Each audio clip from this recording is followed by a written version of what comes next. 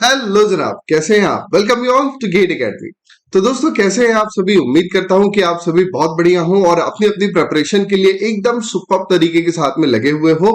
और ये जो भी मौका आया है आपके पास में डबल एआई एटीसी का 2025 विद 309 वैकेंसीज का, इसे आप हाथ से जाने बिल्कुल भी नहीं देंगे और पूरी कमर कस के तैयारी कर लिए होंगे कि भाई इस बार तो ये एग्जाम निकालना। तो आज का ये सेशन आपके लिए खास एक स्ट्रेटेजी सेशन है, जहां पर मैं आपको समझाऊंगा कि आप एटीसी का एग्जाम आखिरकार कैसे क्रैक कर सकते हैं। तो चलिए बिना किसी देरी के शुरुआत करते हैं। तो आप देख सकते हैं कि मैंने यहां पर एक बात लिखी हुई है कि know more about your enemy rather than your friend. तो भाई इसका मतलब है कि अपने दुश्मन के बारे में अपने दोस्त से भी ज्यादा जानकारी रखें। अब ऐसा क्यों कह रहा हूं और यहाँ पे दोस्त कौन है और दुश्मन कौन है? तो मेरे प्यारे दोस्तों, यहाँ पर जो आपका दुश्मन है वो है डबल एआई एटीसी का ये एग्जाम। हाँ, आप इसको दुश्मन समझ के ही रखें और ये तभी हारेगा जब आप इसे क्रैक करोगे। तो जब भी कभी आपको मोटिवेशन की जरूरत हो, आपको महसूस हो रहा हो कभी चलते हुए कदम थक जाए या डगमगा जाए, तो इस बात को ध्यान रखना। ठीक है? तो आज मैं आपको कंप्लीट डिटेल्स बताने वाला हूं आपके इस एटीसी के एग्जाम पैटर्न से रिलेटेड, जॉब से रिलेटेड, सैलरी से रिलेटेड, सिलेबस से रिलेटेड और एक best of the best strategy कि आप कैसे इस एग्जाम को पार कर सकते हैं। ठीक है? और ज्यादा जानकारी आपके दुश्मन के लिए क्यों होनी चाहिए, दोस्त के लिए क्यों नहीं? क्योंकि दोस्त हराना तो दुश्मन को ही है ना, है कि नहीं? दोस्त को तो हराना नहीं होता, हराना किसे है? दुश्मन को हराना है। तो चलिए फिर आते हैं, शुरुआत करते हैं। तो सबसे पहली बात कि एटीसी 2025 का एलिजिबिलिटी क्राइटेरिया, कि इसके लिए क्राइटेरिया क्या है। तो इसके दो सबसे मोस्ट इंपॉर्टेंट एलिजिबिलिटी क्राइटेरिया है, जिसमें सबसे पहला है आपका एज, कि आपकी एज क्या होनी चाहिए। तो अगर हम बात करें तो देखिए, एज ऑफ नाउ आपकी एज 27 ईयर्स के लिए होनी चाहिए, जो कि है जनरल कैटेगरी के लिए। किस डेट तक? 24/5/2025 तक। लेकिन वहीं अगर आप किसी SC/ST कैटेगरी से हैं तो फिर आपको 5 साल का रिलैक्सेशन मिल जाएगा। यानी कि आपकी एज अगर 32 ईयर तक भी है तो भी इट्स ओके, कोई दिक्कत नहीं है। और वहीं अगर आप ओबीसी कैटेगरी से हैं, आप में से कोई स्टूडेंट, तो आपको 3 साल का रिलैक्सेशन मिल जाएगा। यानी कि अगर आप 30 साल तक के भी हैं तो भी आप इस फॉर्म को भरने के लिए मोस्ट एलिजिबल है। Now the most important second criteria is the educational details. तो यहां पर आपके पास में या तो फुल टाइम एक रेगुलर बैचलर्स डिग्री होनी चाहिए, वो भी कितनी? मिनिमम 3 इयर्स की। किससे में? साइंस स्ट्रीम में बीएससी अगर आपने किया हो और आपने उसमें फिजिक्स एंड मैथमेटिक्स पढ़ी हुई हो तो फिर आप इस एग्जाम के लिए एलिजिबल है। साथ ही साथ जितने भी मेरी कैटेगरी वाले हैं, मेरी कैटेगरी मतलब कि जितने भी इंजीनियर वाले लोग हैं, ठीक है भाई, जितने भी इंजीनियर्स हैं वो सभी के सभी इस एग्जाम को देने के लिए एलिजिबल है। हाँ, बशर्ते उन्होंने अपनी पूरी की पूरी इंजीनियरिंग के दौरान मैथ्स और फिजिक्स ये किसी ना किसी सेमेस्टर में जरूर पढ़ी हुई हो। क्लियर है? तो ये इसका सिंपल सा एलिजिबिलिटी क्राइटेरिया है और कोई इसको खास बहुत सारी चीजें है नहीं। पहला है एज और दूसरा है एजुकेशन। चलिए बात करते हैं नेक्स्ट की। तो एटीसी 2025 की सिलेक्शन प्रोसेस क्या है? तो देखो भाई, बहुत सिंपल सी सिलेक्शन प्रोसेस है कि एक तो आपका होना है सीबीटी, बोले तो कंप्यूटर बेस्ड टेस्ट। ठीक है?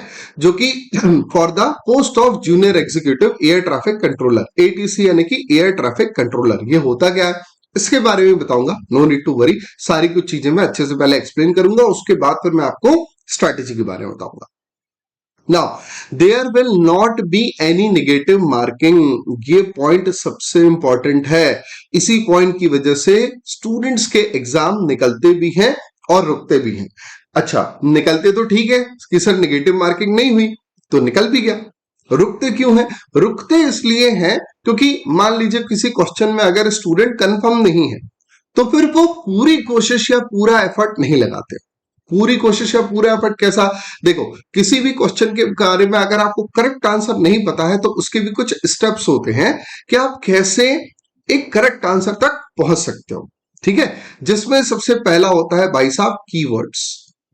आप उस क्वेश्चन के कीवर्ड्स को ढूंढिए। ठीक है। कीवर्ड्स यानी कि जैसे मान लीजिए जनरल स्टडीज का कोई क्वेश्चन है ना, करंट अफेयर से रिलेटेड, तो कीवर्ड्स उसमें जो भी सवाल पूछा गया है उसमें ऐसे कौन से कीवर्ड्स हैं जिससे आप रूबरू हैं, है ना, फिर आप उसको अपने माइंड में सेट कीजिए कि हाँ इन वर्ड्स के बारे में तो मुझको पता है। देन फिर दूसरा होता है ऑप्शन एलिमिनेशन। ठीक है, ऑप्शन एलिमिनेशन बोले तो ऑप्शन एलिमिनेशन यानी कि आप सबसे पहले उन ऑप्शंस को हटा दीजिए जिसके लिए आप श्योर हो कि भाई साहब 100% ये तो जवाब नहीं ही होगा, है ना। तो ऐसे करके आप मिनिमम से मिनिमम 2 ऑप्शंस को एलिमिनेट करने की कोशिश कीजिए। तो इन दोनों की हेल्प से आप उन 2 ऑप्शंस को एलिमिनेट कर पाओगे। क्लियर है? अच्छा, अब जब बाकी के बचते हैं 2 ऑप्शंस, तो यहां पर जो आपको सबसे बेस्ट लग रहा हो, जहां पर आपका दिल गवाही दे रहा हो, जहां पर आपको सबसे ज्यादा पॉजिटिव स्ट्रॉन्ग फीलिंग आ रही हो, उसको फिर मार देना। ठीक है, लेकिन होता क्या है कि जब नेगेटिव मार्किंग नहीं है तो स्टूडेंट्स इन सभी चीजों को फिर फॉलो नहीं करते और सिर्फ ये वाला जो सबसे लास्ट में चुनना है, अपने दिल की आवाज, है ना, तो उसे वो सबसे पहले चुन लेते हैं और गलतियां कर बैठते हैं। तो भाई साहब अगर दिल की आवाज सुननी भी है तो उसके लिए पहले प्रोसीजर को अपनाओ, चीजों को एलिमिनेट करो, उसके बाद ही अपने दिल की आवाज सुनो और ज्यादा बेहतर होगा दिमाग की आवाज सुनो। ठीक है, अगर कॉन्फिडेंट नहीं हो तो इसमें अच्छी बात यह है कि आपको अनअटेम्प्ट करके नहीं आना, आपको अटेम्प्ट जरूर करना है, लेकिन अगर उसमें भी थोड़ा सा लॉजिक निकालोगे, है ना, वो कहते हैं ना कि भैया नकल करने के लिए भी अकल की जरूरत होती है ना, तो अगर अकल लगाओगे तो बन जाएगा। तो इसीलिए कहावत भी है कि भैया दिखावे पे ना जाओ, अपनी अकल लगाओ, तो अपनी अकल लगा के आगे तक पहुंच जाना। ठीक है, चलो now the third point is कि भाई जो एप्लीकेशन है ना, एप्लीकेशन वेरिफिकेशन होगा आपका। सीबीटी के बाद में क्या होगा, तो आपका एप्लीकेशन वेरिफिकेशन होगा, वॉइस टेस्ट होगा। वॉइस टेस्ट के बारे में आपको एक अलग से वीडियो बना करके बताऊंगा कैसे होता है, क्या होता है, सारी कुछ चीजें एक शॉर्ट वीडियो में बता दूंगा। ठीक है, psychoactive substance test, sir ये चीज क्या होती है, तो ये ऐसी चीजें होती है यानी कि कहीं ना कहीं नशीले पदार्थ, कि कोई व्यक्ति किसी ऐसी चीजों का आदी तो नहीं है ना, तो भाई ऐसे कुछ सब्सटेंशियल पदार्थ जो कि गवर्नमेंट द्वारा बैन किए गए, है ना, मैरिजुआना एंड ऑल। ठीक है, तो भाई ऐसी कोई भी चीजें कहीं कंज्यूम तो नहीं करते, इन चीजों के हैबिचुअल तो नहीं है, तो इनसे रिलेटेड टेस्ट होते हैं इनकी बात। साइकोलॉजिकल असेसमेंट के बारे में पूछा जाता है, एक छोटा सा प्रोसेस होता है। और physical medical examination, medical examination में आपकी बॉडी पार्ट्स चेक होते हैं, हाथ वाथ पाँव सब सही चल रहा है नहीं चल रहा है ना, इंटरनल बॉडी पार्ट, तो एक kind of full body checkup जैसा होता है, आई टेस्ट वगैरह सारी कुछ चीजें टेस्ट होती है, तो वो एक आपका फिजिकल मेडिकल एग्जामिनेशन होता है। और बैकग्राउंड वेरिफिकेशन, तो बैकग्राउंड वेरिफिकेशन आपको अपने जहां आपका घर है, जहां आपका निवास है, वहां के थाने से कुछ सर्टिफिकेट लग सकते हैं कि भैया इनके नाम पे किसी प्रकार का कोई केस नहीं चल रहा है, एकदम नीट एंड क्लीन है, कोई दिक्कत नहीं है, क्योंकि ये सरकारी नौकरी है भाई, तो गवर्नमेंट जॉब में ये सारी चीजें होती। ठीक है, now on selection candidate shall also attend ICAO language minimum proficiency level 4। तो ICAO एक लैंग्वेज प्रोफिशिएंसी का भी टेस्ट होता है, जिसके लेवल 4 तक का आपकी चीजें देखी जाएंगी। हाँ, लेकिन ऐसा नहीं है कि इसके आधार पर आपको इनएलिजिबल साबित किया जा सकता है, ऐसा बिल्कुल भी नहीं है। क्लियर है? Now selected candidate will be liable to be posted anywhere in India. तो इस बात का ध्यान रखिएगा कि भैया घर छोड़ने की तैयारी में रहना, जरूरी नहीं है कि सिलेक्ट होने के बाद जहां आपका घर है वहीं पर आपको जॉब भी मिल जाएगी। ठीक है, सो बी प्रिपेयर्ड कि आप एनीवेयर इंडिया में कहीं पर भी पोस्टेड हो सकते हो। नाउ ATC की वर्क प्रोफाइल के बारे में बात कर लेते हैं भाई, कि इसकी वर्क प्रोफाइल क्या कहती है। तो अगर देखा जाए तो यहां पे मैं बात करने वाला हूं आपसे KRA यानी कि की रिस्पॉन्सिबिलिटी एरिया। मैंने कहा ना कि नो योर एनिमी, अपने दुश्मन के बारे में दोस्त से ज्यादा जानकारी रखो। क्यों? तो भैया वर्क प्रोफाइल पता तो होनी चाहिए कि काम क्या करना है कि नहीं। तो देखो जो सिंपल से काम है वो सबसे पहला काम ऐसा है कि aircraft separation and monitoring, aircraft एक दूसरे से दूर रहे और उनकी मॉनिटरिंग चलती रहे, है ना। कैसे? Maintain safe distance between aircraft in air and on runway. ठीक है, कई बार ऐसा होता है कि रनवे पर दो प्लेन एक साथ आ जाते हैं, है ना। आप देखेंगे कुछ समय पहले की बात है, हमारे यहाँ तो नहीं, आउट ऑफ द कंट्री ऐसा हुआ था कि दो प्लेन एक साथ रनवे पे आ गए थे, सारे के सारे लोग मारे गए थे। तो भैया उस चीज की जिम्मेदारी आपके कंधों पर आने वाली है। जी हाँ, प्लेन में बैठे हुए उन सभी यात्रियों की जिंदगी आपकी समझबूझ और आपकी क्या बोलते हैं, इंस्टेंटेनियसली डिसीजन मेकिंग और टाइम पर भी निर्भर करता है। अगर कुछ भूल चूक हुई, गलती हुई, तो सीधा बंदा गया। ठीक है, तो भैया आपको इस चीज का ख्याल रखना है। अच्छा, ये ख्याल रखा कैसे जाएगा? तो you can use radar, radios and computers to track aircraft movement. Aircraft में काइंड ऑफ जीपीएस जैसी थिंग होती है, और जो मैप होता है उसमें वो विजिबल होता है। ठीक है, जो कि रडार से यूज हो रहे होते हैं, क्योंकि जीपीएस ब्लूटूथ इन सब की तो बहुत कम होता है ना, जो इनकी सीमा होती है, कहा जा सकता है ना। तो भाई यहाँ पर आपको रडार का यूज करना है, रेडियोस का यूज करना है, कंप्यूटर्स का यूज करना है, ताकि आप किसी भी एयरक्राफ्ट के मूवमेंट को ट्रैक कर सको और किसी रनवे पे दो प्लेन आमने सामने ना आ जाए। ठीक है, now the second point is, second point ये कहता है आपसे कि क्लियरेंस एंड कम्युनिकेशन। इसका मतलब क्या हुआ? So provide take off, landing and routing clearance to pilots. यानी कि जब भी पायलट है वो टेक ऑफ करने से पहले और लैंड करने से पहले आपके कंट्रोल सेंटर से बात करेगा आपसे कि भैया बताओ उतरना है अभी कि नहीं उतरना है। तो अगर रनवे खाली है तो आप बताओगे हाँ भैया उतर सकते हो, कोई दिक्कत नहीं है। अगर एयर ट्रैफिक, एयर में भी ट्रैफिक होता है, जैसे हमारी रोड्स होती हैं वैसे एयर का भी ट्रैफिक होता है। जैसे समझ लीजिए भैया ये जमीन है ना, अब इसके ऊपर एक्स हाइट पे सारी की सारी डोमेस्टिक फ्लाइट्स फ्लाई करेंगी, इसके ऊपर वाई हाइट पे सारी की सारी इंटरनेशनल फ्लाइट्स फ्लाई करेंगी, अब इसके ऊपर जेड हाइट पे जो बड़े बड़े लोग होते हैं लाइक प्राइम मिनिस्टर, है ना, उनके प्लेन्स जो है वो फ्लाई करेंगे, इसके ऊपर फाइटर जेट्स फ्लाई करेंगे, आर्मी के फ्लाइंग करेंगे, है ना। तो ये इस प्रकार का पूरा पूरा एक लेयर होती है कि किस मतलब इधर जमीन से कितनी ऊंचाई पर किस प्रकार के एयरक्राफ्ट जो है वो ट्रैवल करेंगे। Clear? Now communicate weather updates, traffic advisories and emergency instructions. कि भैया आगे वेदर कैसा है, ऐसा तो नहीं कि तूफान आ रहा है पायलट को पता ही नहीं, है ना, 100 किलोमीटर दूर पे तूफान है, अब आपको आपके रडार के थ्रू और कंप्यूटर्स में दिख जाएगा, तो आपको बताना पड़ेगा कि भैया अगर आप ये वाला रूट फॉलो कर रहे हो तो यहां पर आपको तूफान मिल जाएगा, तो इस वजह से आप रूट को डाइवर्ट कीजिए और यहां से यहां पर पहुंचने की कोशिश कीजिए, डायरेक्टली मत जाइएगा वरना आप यहां तक नहीं पहुंच जाएंगे। ठीक है, तो वो रूट बताना। अच्छा, अब इस रूट पे ऑलरेडी कोई प्लेन तो नहीं है, पता चले कि एक प्लेन यहां से भी यहां जा रहा है और दोनों प्लेन यहां पर आकर के क्रैश हो गए, तो आपको ये रूट देखना पड़ेगा कि ये जो रूट आप उसको बता रहे हो वो क्लियर है कि नहीं है, वो खाली है कि नहीं, है ना। तो आप अपने कंट्रोल सेंटर पे बैठ के बैठे बैठे जैसे रिमोट से प्लेन उड़ा रहे होते हैं, काइंड ऑफ दैट थिंग, आप पायलट को ये सारे सजेशंस देते रहेंगे। ठीक है, नाउ एयर स्पेस मैनेजमेंट। तो एयर स्पेस मैनेजमेंट यही बात है कि इसको मैनेज कैसे करना है, इसे मैनेज कैसे करना है, कब किसे कहां कैसे क्या क्या चीजें बतानी है। तो manage and route air traffic within controlled air space. तो अब देखिए क्या होता है, जैसे आप किसी आप एयरपोर्ट पर हैं, है ना, तो जहां के आप कमांड सेंटर पर बैठे हुए हो आपका भी एक एरिया डिसाइडेड होता है कि आपके यहां से कहां कहां पर फ्लाइट्स जाती हैं, तो उस चीज को मैनेज करना।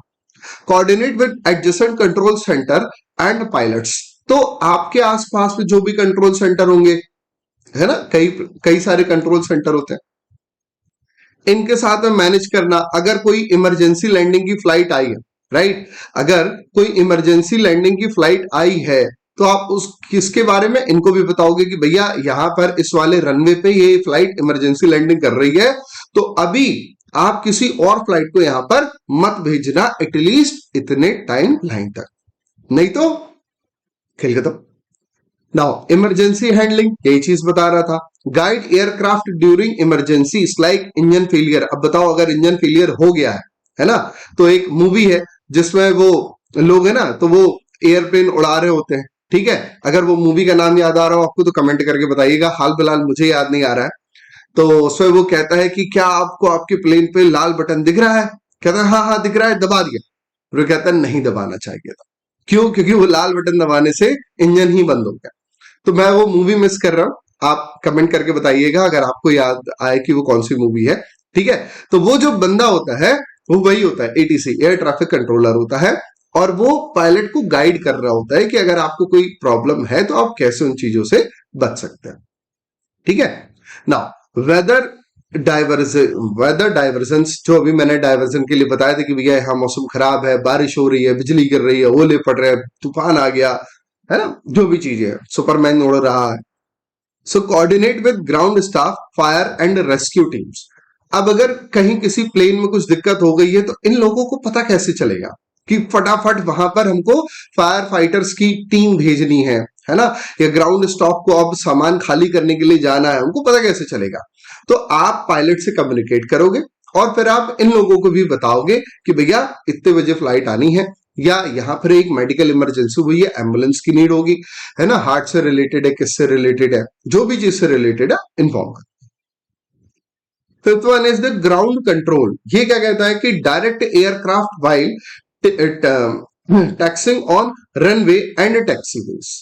ठीक है, तो आपको एयरक्राफ्ट को ये चीजें बतानी होती है। Coordinate with apron controller, ground vehicles and terminal की अथॉरिटीज के इनके साथ आप कोऑर्डिनेशन बना करके चलें, ताकि फ्लाइट में आने और जाने, उसके अंदर बैठे पैसेंजर्स, इन सभी चीजों के बारे में सबको नॉलेज हो, कब कहां पहुंचना है, कितना मुस्तैद रहना है, कैसे चीजों को हैंडल करना है, ये सारा काम। सो moral of the story bro, अगर आप एटीसी की प्रोफाइल पे काम करने के लिए जा रहे हो तो आपके हाथ में हर रोज सैकड़ों लोगों की जान आपकी हथेली पर रहेगी। ठीक है, तो बहुत जिम्मेदारी के साथ आपको इन चीजों को निभाना पड़ेगा। क्लियर है?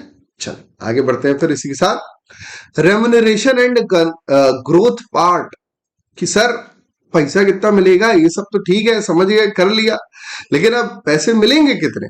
तो भैया पैसे की बात कर लेते हैं।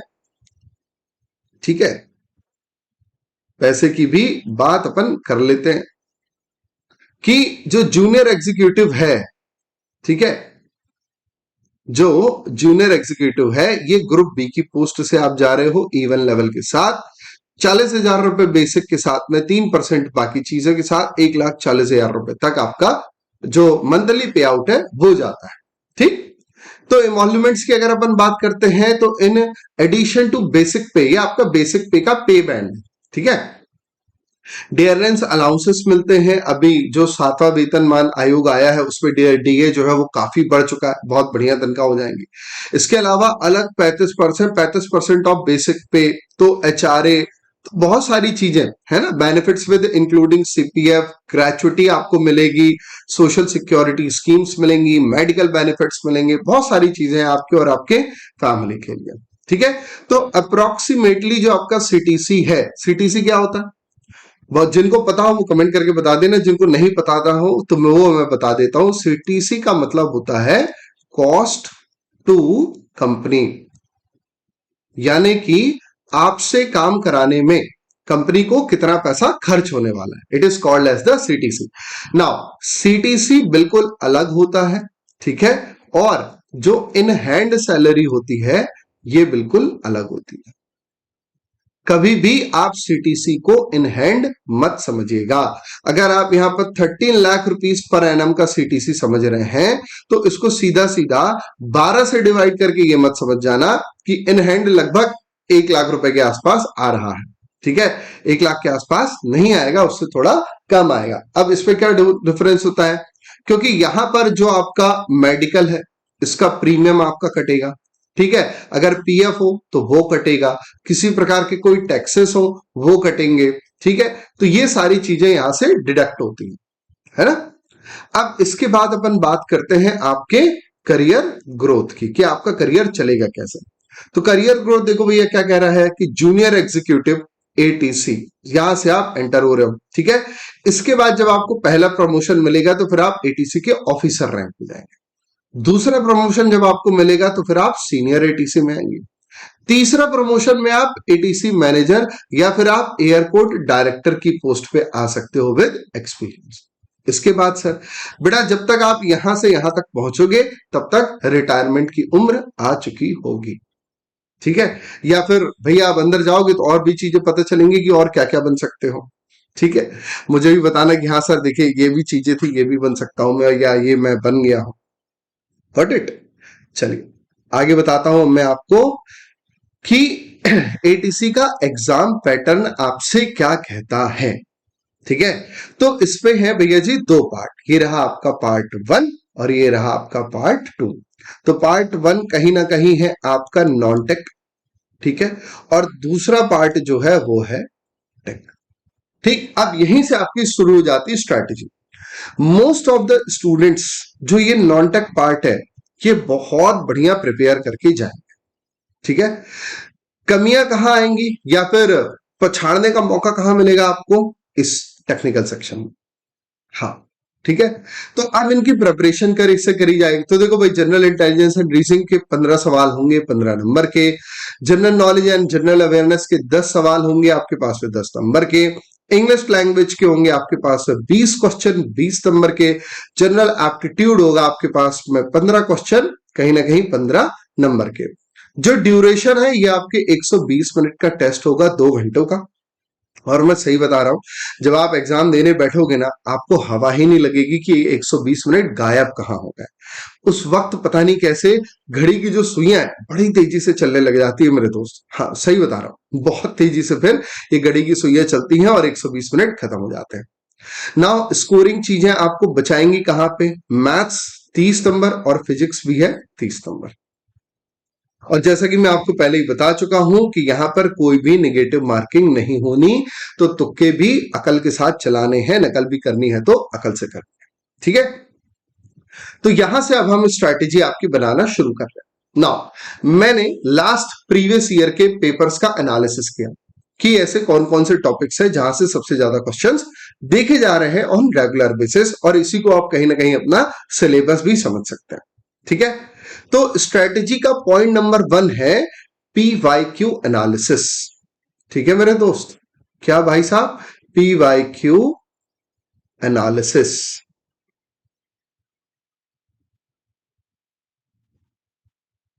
तो PYQ एनालिसिस में आपको क्या सीखना है भैया, आपको इस पे ये देखना है सबसे पहले तो कि सब्जेक्ट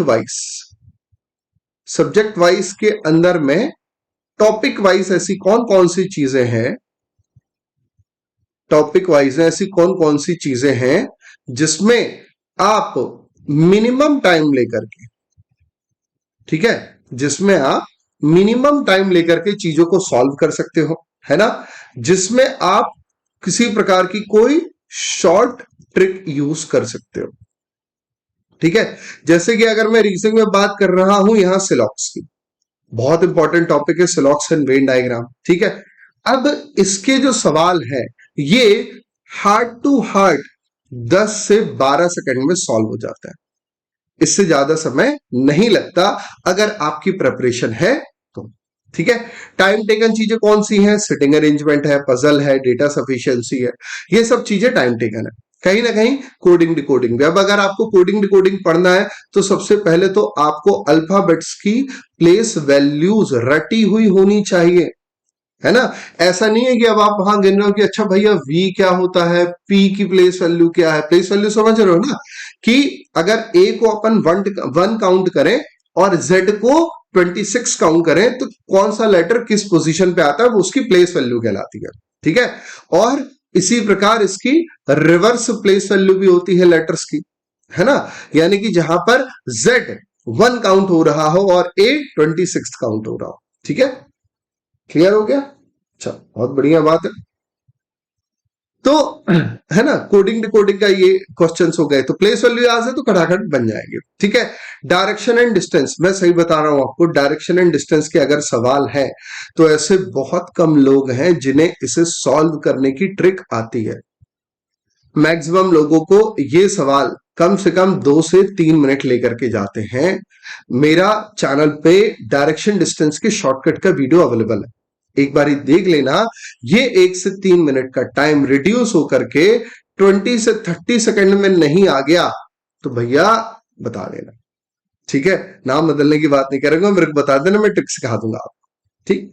तो इस प्रकार के ये सारे टॉपिक्स है, like coding, decoding, analogy, alpha numeric series, blood relation. अच्छा, सीरीज क्या है? सीरीज में देखो कुछ ना पैटर्न्स होते हैं, है ना। इन पैटर्न्स को ही आपको क्रैक करना है। कुछ गिने चुने 7-8 पैटर्न होते हैं। पीवाईक्यू का एनालिसिस करके अगर आप उन पैटर्न्स को पिन डाउन कर लो तो आपको उसी से मिलता जुलता पैटर्न एग्जाम में भी दिख जाएगा, ठीक है। ब्लड रिलेशन बहुत सरल होता है, इसकी भी ऐसी ट्रिक्स हैं। अगर मतलब जो अलग अलग टाइप के ब्लड रिलेशन होते हैं, ठीक है, तो पैसेज वाले सवाल होते हैं, पॉइंटिंग टुवर्ड्स के होते हैं, तो जो पॉइंटिंग टुवर्ड्स के उनकी मैंने ऐसी ट्रिक बताई हुई है कि उसे भी आप वर्बली उड़ा सकते हो, कोई दिक्कत नहीं। वेन डायग्राम बहुत ही बढ़िया चीज होती है भाई, अगर बन गया तो नंबर, नहीं बना तो गए, ठीक है।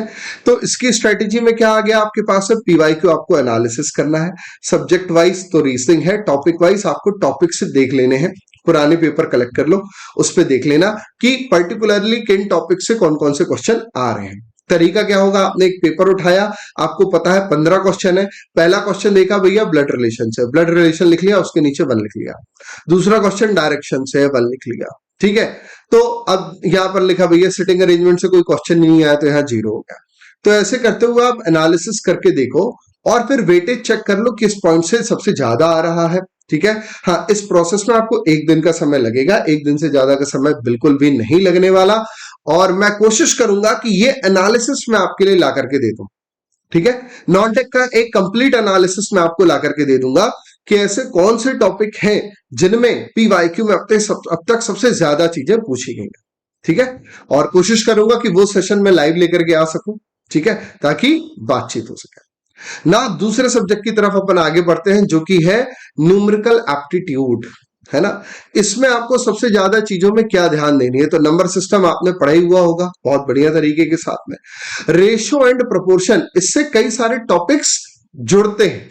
जैसे कि जो एज का टॉपिक है ना, ये रेशियो की शॉर्ट ट्रिक से सवाल होता है, ठीक है, सॉल्व हो जाते हैं इसके भी क्वेश्चन, ठीक है। और अगर आपको डीआई के सवाल बनाने हैं तब तो आपको रेशो का आना बहुत ही ज्यादा इंपॉर्टेंट है। कुछ और आप पढ़ो चाहे ना पढ़ो, रेशियो प्रोपोर्शन जरूर पढ़ करके जाना है, इससे सवाल आएगा ही आएगा, ठीक। अब अगर रेशियो प्रोपोर्शन बनने लग गया है तो फिर आप परसेंटेज सीख लेना। सर बाकी के तो अरे ये सीखना, लेकिन सबसे पहले क्या सीखना, आप रेशियो प्रोपोर्शन सीख लेना और उसके बाद परसेंटेज सीख लेना। ये दोनों टॉपिक आपस में ना कोरिलेटेड होते हैं, ठीक है। ये दोनों ही टॉपिक आपस में कोरिलेटेड होते हैं, आपकी बहुत हेल्प करेंगे। अब जब परसेंटेज आपको बनने लग जाएगा और रेशियो बनने लग जाएगा तो उससे ही आपको प्रॉफिट एंड लॉस बनने लग जाएगा, ठीक।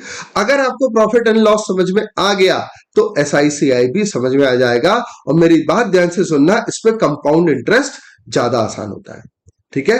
सो स्ट्रैटेजी क्या कहती है आपकी कि आपको कौन से ऐसे टॉपिक्स हैं जिसे आपको सबसे पहले पढ़ना। और चौथा टॉपिक ये आपकी numerical series and missing number का, इसके भी एक लगभग एक ही जैसे पैटर्न होते हैं, रिपीटेटिव। अगर पीवाईक्यू एनालिसिस करके देख लोगे आप समझ लोगे कि किस प्रकार के पैटर्न पूछे जा रहे हैं। इन पैटर्न्स को पेन डाउन कर लेना, एग्जाम से पहले एक बार रिवाइज कर लेना।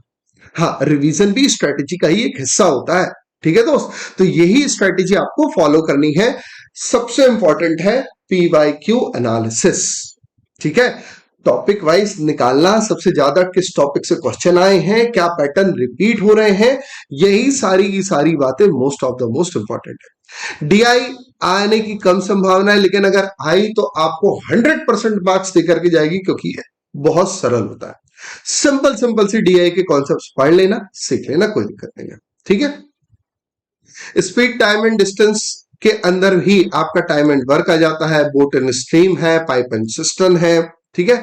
तो यहां से आपके सवाल बनते हैं। इसमें भी आपका टाइम एंड वर्क जो है ये काफी इजी होता है। बहुत सारे क्वेश्चन सिंपल एक फॉर्मूला वर्क पे बेस आ जाते हैं, ठीक है। M1 H1 D1 upon W1 is equals to M2 H2 D2 upon W2, put करा दो, आंसर आ जाता है, ठीक है। कोई हवा वजह से क्वेश्चन नहीं आएंगे कि SSC CGL के क्वेश्चन या बैंकिंग लेवल के क्वेश्चन पूछे जा रहे हैं। डायरेक्ट अप्रोच के क्वेश्चन है। आप पीवाईक्यू देखोगे, अप्रोच समझ जाओगे, उसको पढ़ लेना, कवर करके खत्म कर, ठीक है। डेली आपको कम से कम 30 मिनट का समय ऑन रेगुलर बेसिस अपनी इस चीज को पढ़ने में करना है और एक डायरी मेंटेन करके चलना है कि आपने क्या क्या पढ़ते गए, ठीक है, और कब आपको रिवीजन करना है। ठीक, तो 30 मिनट आपको रीजनिंग को देने हैं, 30 मिनट आपको मैथ्स को देने हैं। सुबह दो, शाम को दो, दोपहर को दो, चाहे जब इच्छा हो तब दो। इसके बाद मैं बात करता हूं आपसे इंग्लिश नॉलेज की। ठीक है, अब इंग्लिश नॉलेज में अगर आप इंग्लिश मीडियम के स्टूडेंट हैं तो आपको एरर डिटेक्शन बहुत अच्छे से बन जाएगा। ठीक है, इंग्लिश मीडियम के जो भी स्टूडेंट है आपको एरर डिटेक्शन बहुत अच्छे से बन जाएगा। सेंटेंस एंड पैराग्राफ इंप्रूवमेंट, ये दो टॉपिक बहुत अच्छे से बन जाएंगे। और अगर आप कहीं हिंदी मीडियम के स्टूडेंट थे तो आपको किस पे फोकस करना है, तो दोस्त आपको आपके क्लोज टेस्ट पे फोकस करना है। इसमें क्या होता है, बेसिकली एक पैसेज होता है, एक कहानी होती है ना, जिसपे कि fill in the blanks, kind of fill in the blanks होता है। तो सर फिर ये फिल इन द ब्लैंक्स कैसे अलग है, क्योंकि ये जो फिल इन द ब्लैंक्स है ये वन लाइनर होता है, ठीक है, और जो क्लोज टेस्ट होता है ये एक प्रकार का एक पैसेज होता है। रीडिंग कॉम्प्रिहेंशन में भी एक पैसेज होता है ना। इस पैसेज में किसी न किसी पेपर का एडिटोरियल, ठीक है, और या तो फिर कोई एक स्टोरी दी गई होती है, ठीक है, और इन्हीं दोनों चीजों से रिलेटेड आपसे इसमें से कुछ क्वेश्चन पूछ लिए जाते हैं, जैसे कि बताइए इस पर्टिकुलर पैसेज का टाइटल क्या हो सकता है ना, और या फिर मतलब कोई भी एक कहानी पर बेस्ड सवाल होता है।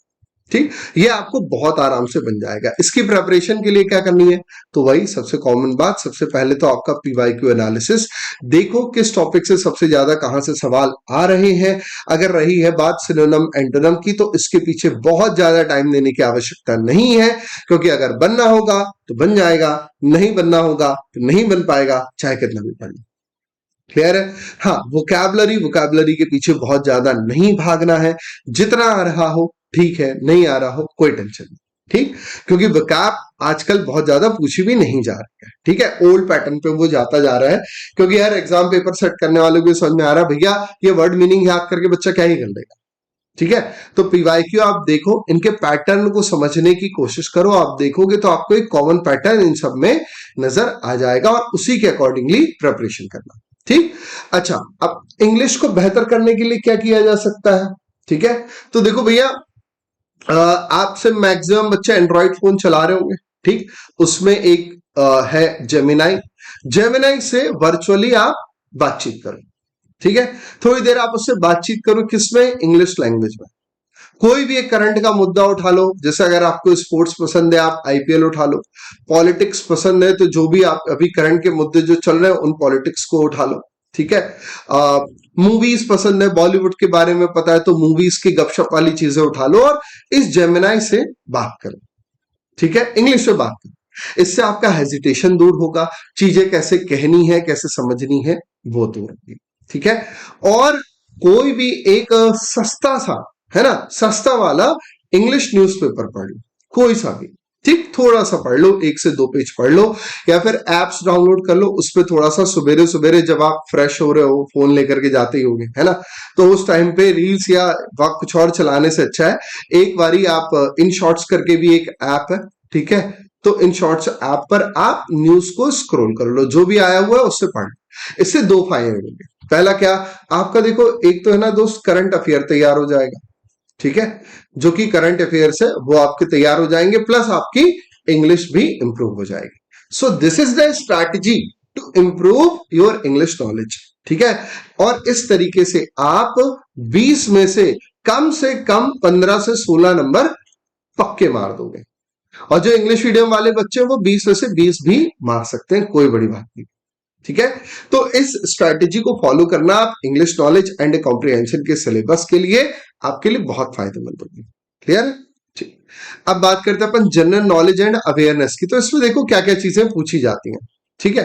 अगर इसमें अपन बात करते हैं तो देखो national and international current affairs, तो मेरे दोस्त इसमें इंटरनेशनल करंट अफेयर्स का कुछ भी नहीं होता है, सारी की सारी चीजें नेशनल करंट अफेयर्स की ही होती हैं, है ना, कि कहां पर क्या बातचीत चल रही है, भाई साहब पता होना चाहिए। Important headquarter and their organisations, ये लूसेंट की जीके की बुक आती है, उस पर एक बार देख लेना, या आप पीडीएफ में निकालना चाहोगे तो आराम से एक पीडीएफ मिल जाएगा, उसमें से एक बार इसको रीड जरूर कर लेना और उसे किसी न किसी चीज से रिलेट कर लेना। खास करके जो डब्ल्यू फैमिली सी है ना, कि world health organisation, world IMF, तो वर्ल्ड वाली जो चीजें हैं उनको जरूर से एक बार ठीक से पढ़ लेना कि उनके हेडक्वार्टर्स ऑर्गेनाइजेशन का। Books, authors and award ceremony तो ये याद करने के लिए नहीं जाना है। करंट में अगर कोई ऐसी चीज हुई होगी तो उसको अच्छे से ध्यान रख लेना, पिछले 6 महीने के करंट अफेयर्स पढ़ लेना। अगर आपके पास समय मिल जाता है तो बेटा 1 ईयर का करंट अफेयर घुमा लेना, नहीं मिलता है तो 6 महीने के पढ़ के ही जाना, नहीं मिलता है तो 3 महीने के करंट अफेयर्स को घोट के पी करके जाना, ठीक है, और इन चीजों को रिलेट करते जाना, ठीक है। Now country currency and capital, ये एक इंपॉर्टेंट टॉपिक होता है, इसे एक बार देख लेना। स्पोर्ट्स एंड एंटरटेनमेंट के अभी जैसे आईपीएल हो रहा है, कौन विनर था, इसकी टैगलाइन कहाँ है, वेन्यू कहाँ है, चैंपियंस ट्रॉफी हुई थी, कौन जीता, मेजबान कौन था, कहाँ कहाँ खेलने गए, किस फॉर्मेट में हुआ, काइंड ऑफ थिंग्स, ठीक है, ऐसी चीजें पूछ ली जाती। गवर्नमेंट रूल्स एंड स्कीम्स, तो गवर्नमेंट रूल्स अभी आपने देखा ही है कि अभी एक कानून संशोधन पास हुआ है ना, तो अब इस कानून संशोधन में किसकी जरूरत पड़ी थी, जेपीसी की। जेपीसी क्या होता है, इनका क्या काम है, कोई भी इससे रिलेटेड यूट्यूब पे वीडियो उठा करके देख लेना, सुन लेना, सारी चीजें याद हो जाएंगी, ठीक है। तो गवर्नमेंट की कोई नए रूल्स आए हो, कोई किसी प्रकार की नई स्कीम आई हो, जैसे आजकल आप देख ही रहे हो स्कीम पे स्कीम चल रही होती है, फ्रीबीज जैसे कहा जाता है ना, पानी फ्री, बिजली फ्री, खाना फ्री, तो इस प्रकार की अगर कोई नई स्कीम लॉन्च हुई है तो उसके बारे में, ठीक है। इसमें आप कहीं ना कहीं मुद्रा से रिलेटेड चीजें और एविएशन इंडस्ट्री, ठीक है, एविएशन इंडस्ट्री से रिलेटेड अगर कोई स्कीम आपको करंट अफेयर्स में दिख जाती है तो इसको नोट करके पी लेना, ठीक है। अच्छा एक बात तो बताओ जरा कमेंट करके, अगर आप मेरे साथ यहां तक बने हुए हो तो कमेंट करके मेरे को बताना कि सेंट्रल में एविएशन मिनिस्टर भी कौन है, हमारे एविएशन मिनिस्टर है कौन। एक हिंट दे देता हूं, बहुत हैंडसम पर्सन है, मैं one of the favourite person, पहले गलत पाले में थे अभी सही पाले में है। तो भाई साहब सेंट्रल एविएशन मिनिस्टर कौन है, कमेंट करके बताइएगा। अगर आप मेरे साथ वीडियो पे अभी तक बने हुए हैं तो फटाफट से कमेंट करके बताइएगा, ठीक है। ना बैंकिंग एंड इकोनॉमी, यहां से बैंकिंग से कोई खास चीजें नहीं आती हैं, हाँ इकोनॉमी में एविएशन से रिलेटेड कि इस साल बजट में एविएशन इंडस्ट्री को कितना बजट एलोकेट हुआ, ये बात आपको पता होनी चाहिए, ठीक है। कहीं कोई मिलिट्री एक्सरसाइज हुई हो, ये करंट अफेयर्स का होता है। नेशनल के इंपॉर्टेंट डेज तो आगे पीछे के, ठीक है। National aviation day, international aviation day कब मनाया जाता भाई पता तो होना चाहिए, तो एक बार ही पढ़ करके जाना। नेशनल इंपॉर्टेंट रेगुलाइजेशंस एंड अपॉइंटमेंट्स, ठीक है। अपॉइंटमेंट्स यानी कि यही कहीं किसी चीज का कोई बदला हो, ठीक है, कोई भरोसा नहीं तब तक। अभी हाल फिलहाल देश की सबसे बड़ी पार्टी का नेशनल वो नहीं नियुक्त किया गया है, इनका कोई भरोसा नहीं, वो पूछ ले भैया, गवर्नमेंट तो अभी उन्हीं की चल रही है ना सेंट्रल में, तो पूछ भी सकते हैं कि बताइए अभी पार्टी चीफ का नाम क्या है जो नए नवनियुक्त है, या पुराने का क्या था। सो करंट अफेयर्स में अगर आप देखते रहोगे तो आपको मिल जाएगा, आप इन चीजों को पढ़ना, तो यही इसकी स्ट्रैटेजी कहलाएगी। इसमें भी दोस्त आप स्ट्रैटेजी सेम फॉलो करना, जो कि क्या है आपका है पीवाईक्यू एनालिसिस। अरे सर आप तो सब जगह यही बता दे रहे हो, हाँ मेरे दोस्त जब आप एनालिसिस करने बैठ रहे हो तो सब जगह करो कि किस टॉपिक से क्वेश्चन रिलेट होकर के पूछे जा रहे हैं, this is the most important thing, got it. चलो नाउ फिजिक्स के सिलेबस की अगर अपन बात करते हैं तो ये वो टॉपिक्स है जो कि रिपीटेडली पूछे गए हैं, जिसमें है इलेक्ट्रोस्टैटिक्स, इलेक्ट्रोस्टैटिस्टिक्स है, ठीक है, मैकेनिक्स है, थर्मल फिजिक्स है, मूविंग चार्ज विद मैग्नेटिज्म है, मॉडर्न फिजिक्स। मॉडर्न फिजिक्स बहुत इंपॉर्टेंट है, यहां से सवाल आपको बहुत सारे देखने मिलेंगे। वेव्स एंड ऑप्टिक्स है, स्केलर्स एंड वेक्टर्स है, इलेक्ट्रिसिटी, मिस्टेरियस। तो यहां पर देखो सबसे पहले जो काइंड ऑफ क्वेश्चन बन रहे हैं वो आपके डेफिनेशन बेस्ड बन रहे हैं, ठीक है, डेफिनेशन बेस्ड क्वेश्चन बन रहे हैं। दूसरा इनकी एप्लीकेशन बेस्ड क्वेश्चन बन रहे हैं,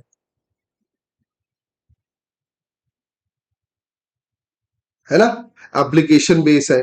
तीसरा इनके फॉर्मूला बेस्ड क्वेश्चंस है, तो इन सब चीजों को आपको ध्यान रखना है। चौथा, ठीक है, इनके न्यूमेरिकल्स है, काइंड ऑफ न्यूमेरिकल, जो भी आपने 11th 12th में इसमें इस प्रकार के न्यूमेरिकल पढ़े थे, उन सब चीजों का ध्यान रखिएगा, वहीं से सवाल बनते हैं, ठीक। And the next one is the maths syllabus. भैया जो इंजीनियरिंग का बच्चा हो, उसे मैथ्स के बारे में बताने की नीड ही नहीं। अच्छा, इस पे कई डाउट ये है कि सर इंजीनियरिंग वाली मैथ्स आएगी या फिर 10+2 वाली मैथ्स आएगी। तो दोस्त, इसमें जो लेवल होगा वो 10+2 तक के लेवल का होगा, ठीक है। तो यहां पर आप इन चीजों को बहुत ध्यान से पढ़ करके जाइएगा। बाइनोमियल थ्योरम है, क्वाड्रेटिक इक्वेशन है, स्ट्रेट लाइंस है, डिफरेंशियल इक्वेशन है, इंटीग्रल है, डिफाइनाइट है, indefinite, maximum and minima, differentiation, limits, matrices, probability, ठीक है। ये एक सिलेबस है जिसको आपको ध्यान में रख करके जाना है। एंड सर स्ट्रेटेजी वही अपनी पुरानी PYQ एनालिसिस, इस पर ही ध्यान दीजिए टॉपिक वाइज कि किस टॉपिक से किस टाइप के सवाल पूछे जा रहे हैं, और उसी हिसाब से आप अपनी प्रिपरेशन कीजिए, तभी आपको फायदा होगा। क्लियर? चल, अब एक सबसे मेन पॉइंट, अभी तक मैं आपको बताते तो जा ही रहा था, फिर भी द मेन पॉइंट कि इसके लिए स्ट्रेटेजी फॉलो क्या करें। तो सबसे पहला तो understand the exam pattern and syllabus, ये स्ट्रेटेजी का पहला पॉइंट तो आज भैया हो गया। अभी तक से मैं आपको यही समझा रहा था कि इसका एग्जाम पैटर्न क्या है और इसका सिलेबस क्या है और उसके अंदर की स्ट्रेटेजी। क्लियर है? एकदम क्लियर हो गया। पहला पॉइंट तो आज का ये सेशन देख करके कवर हो गया ना। दूसरा, make a realistic study plan. Sir मैं कल से 10 से 12 घंटे पढ़ना स्टार्ट करने वाला हूं, पूरा एनर्जेटिक हो गया हूं आपका वीडियो देख करके, अब तो जहन में आग लग गई है सर। ऐसा कुछ नहीं है ब्रो, है ना, ऐसा कुछ भी नहीं है। रियलिस्टिक स्टडी प्लान बनाइए जिसमें आप अपनी कंसिस्टेंसी मेंटेन कर सकें। बात समझ में आई मेरे भाई? जिस चीज को आप रेगुलरली फॉलो कर सकें। तो जब आप इसका एक काइंड ऑफ टाइम टेबल बना रहे हैं कि आपको कब कब पढ़ना है, तो इसमें टाइम स्लॉट मत तय कीजिएगा। क्या चीज? टाइम स्लॉट मत तय कीजिएगा कि मुझे हर रोज 4 बजे से लेके 5 बजे तक पढ़ना है ना। इसमें आप क्या सेट कीजिएगा? इसमें आप सेट कीजिए टाइम पीरियड, कि आपको पर्टिकुलरली किसी सब्जेक्ट को कितनी देर के लिए पढ़ना है। टाइम स्लॉट छोड़ दीजिए। जब मौका मिला कि भाई अगर आपने तय कर लिया है कि आपको डेली करंट अफेयर के लिए 30 मिनट पढ़ना ही है ना, तो अब आप चाहे बेड पे लेटे हो, सोफे पे बैठे हो, बस कहीं पर भी ट्रैवल कर रहे हो, खाना खा रहे हो, वो आप 30 मिनट दे दो। अगर आपने तय कर लिया है कि डेली आपको मैथ्स के लिए 1 घंटा देना है ना, तो आप फिर उस 1 घंटे को कभी भी दे दो, चाहे सुबह दे दो, शाम दे दो, रात दे दो, कभी भी दे दो। लेकिन आपको वो टाइम पीरियड निर्धारित करके रखना है कि पर्टिकुलरली किसी सब्जेक्ट को रेगुलर बेस पे आपको कितने दिन पढ़ना है। और हाँ, दूसरी बात, संडे को कोई पढ़ाई नहीं करेगा, ठीक है। संडे को, क्योंकि जब आप रेगुलरली पढ़ रहे हो तो मेरे दोस्त आपके दिमाग को एयर भी चाहिए, ऑक्सीजन भी चाहिए, है ना, ताकि वो रिवीजन कर सके, उसको थोड़ा समय भी देना, उसको रिलैक्स भी देना है। तो संडे को क्या करें सर, मूवी देखने चले जाए, तो दिमाग कैसे फ्री हुआ, मूवी देखने चले गए तो फिर क्या किया जाए सर? है तो बात बड़ी अच्छी, तो आप यहां पर कर लो योगा, सिंपल। तो सर योगा के स्टेप्स तो आते नहीं। अरे कुछ नहीं यार ब्रो, आलती पालती मार करके बैठ जाओ, मेडिटेशन कर लो, ठीक है, मेडिटेशन कर लो। वर्ल्ड की जो फर्स्ट आर्चरर थी, वो शायद 14 या 16 साल की उम्र में उसने सबसे पहला गोल्ड मेडल जीता था आर्चरी में। उससे पूछा गया कि बहन इतनी कम उम्र में तुमने कैसे गोल्ड मेडल जीत लिया, what is the secret? Practice तो सब करते हैं ना, तुमने ऐसा क्या डिफरेंट किया जो तुम गोल्ड मेडल लाने के लिए हासिल, मतलब आपने गोल्ड मेडल हासिल किया, आप उसे लाने के काबिल बने कैसे? तो हर आंसर वॉज मेडिटेशन। तो ये अब देखो, अब मेडिटेशन की पावर किस किस के पास आई? जो आज मेरे साथ इस वीडियो में अभी तक बने हुए हैं, देख रहे हैं, उनके पास में आ जाएगी। तो क्योंकि ये सिंपल सी बात है ना भाई, रीजनिंग सब पढ़ रहे हैं, मैथ सब पढ़ रहे हैं, सब कुछ सब सब सब पढ़ के जा रहे हैं ना, प्रिपरेशन सब करके जा रहे हैं ना, भगवान के सामने सब बोल करके जा रहे हैं ना कि हाँ भैया पास करा देना। तो आप में और उनमें डिफरेंस कहां आएगा? मेरे साथ जुड़ने का क्या फायदा हुआ? तो अगर आप मेडिटेशन कर रहे हो तो फिर आपको चीजें रिकॉल हो, समय आने पर चीजें ध्यान हो। तो आपके डेली शेड्यूल में एक टाइम स्लॉट मेडिटेशन का भी रखिए। सर कितनी देर करें मेडिटेशन? जितना कर सकते हो, मैक्स टू मैक्स। इसके अलावा सर क्या करें? अपने कपड़े वपड़े धो लो, घर वालों के साथ टाइम स्पेंड कर लो। लेकिन ऐसा कि फर्री मारने बाहर निकल गए, दोस्तों के साथ निकल गए, मूवी देखने चले गए, यहां वो, ये नहीं करना है। You give relax to your body. अपने शरीर को आराम देना है, अपने दिमाग को आराम देना है, घूमने जाकर के, और स्ट्रेस नहीं देना। ठीक है, घूमने जाने से रिलैक्सेशन नहीं होगा और ज्यादा थक जाओगे, रिलैक्स हो जाओगे और मंडे से प्लान बिगड़ जाएगा। तो most of the time meditation में गुजारो, स्पिरिचुअलिटी में गुजारो, ठीक है, आराम का। क्लियर ना? तो ये है आपके एक रियलिस्टिक प्लान बनाना, आपकी दूसरी स्ट्रेटेजी जिसको आपको फॉलो करना है। समझ गए बात? बढ़िया तरीके के साथ, super. Now practice set is the game changer. तो मेरे दोस्त, जब प्रिपरेशन शुरू हो जाए और जिस दिन से आपकी जो एग्जाम डेट है वो जैसे अनाउंस हो जाए, उसके पहले मत देना। एग्जाम डेट जैसे ही आपकी अनाउंस हो जा रही है, इसके ठीक 30 डेज पहले से डेली के बेस पे सुबह और शाम, है ना, खाना खाने से पहले, सुबह और रात में खाना खाने के बाद, ठीक है, आपको एक एक प्रैक्टिस सेट देना है 30 डेज तक। एग्जाम मान लीजिए अगर किसी भी डेट को, मतलब जून में अगर सेटल हो गए या जुलाई में, जब भी एग्जाम जून एंड तक हो जाएंगे, तो उसके 30 डेज पहले से आपको प्रैक्टिस सेट देना शुरू कर देना है। और जो भी आपने मॉक टेस्ट दिया या प्रैक्टिस सेट दिया, उसके आधार पे चीजों को एनालाइज करके उन चीजों को पढ़ना। जिस टॉपिक का क्वेश्चन गलत हुआ, फिर उस टॉपिक को पढ़ना।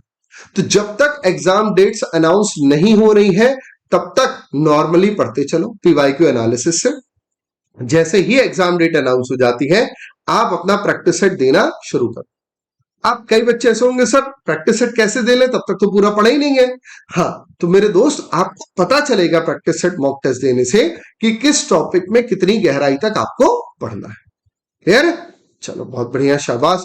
अब बात करते हैं हम हमारी रिवीजन की स्ट्रेटेजी के लिए कि रिवीजन कैसे होगा। सिंपल सी बात है, जो टॉपिक आपको सबसे वीक लग रहा है उसी का रिवीजन करना है। रिवीजन कब से शुरू करना है? यहां से, जब आप अपने प्रैक्टिस टेस्ट यानी कि मॉक टेस्ट देना आप शुरू करोगे, तब से ही आपको अपना रिवीजन स्टार्ट करना है। उसके पहले रिवीजन स्टार्ट नहीं करना है। सिर्फ पढ़ते जाओ, पढ़ते जाओ, पढ़ते जाओ, ठीक है, एनालिसिस करते जाओ, क्वेश्चन लगाते जाओ, पढ़ते जाओ, तब तक रिवीजन नहीं करना। रिवीजन करने का कब टाइम पीरियड आएगा?